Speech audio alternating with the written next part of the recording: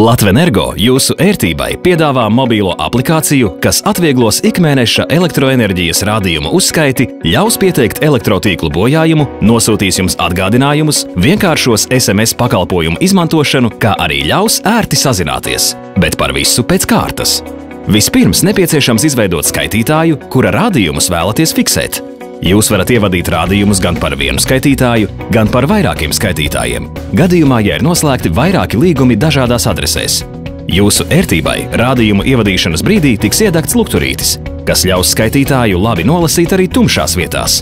Ja norēķinus veicat ar rēķinu vai e-rēķinu, rādījumus ērti varēsiet nosūtīt ar SMS starpniecību. Sadaļā Rādījumu vēsture varat sekot līdzi savam elektroenerģijas patēriņam ilgākā laika griezumā un redzēt to attēlotu grafika veidā. Aplikācija nodrošina iespēju aktivizēt atgādinājumus, kas telefonā atgādinās par rādījumu ievadīšanu un maksājumu veikšanu. Sadaļā Bojājumu pieteikšana jūs varēsiet ērti un ātri paziņot par elektrotīklu bojājumu ar SMS starpniecību. Savukārt sadaļā SMS pakalpojumi varat ar pāris pieskārieniem pieteikties izlīdzinātajam maksājumam vai uzzināt jūsu starta tarifa atlikumu. Esam iekļāvuši arī klientu servisa kontaktinformāciju, lai mēs vienmēr jums būtu ērti sasniedzami. Aplikācija bez maksas pieejama Apple iTunes un Google Play portālos.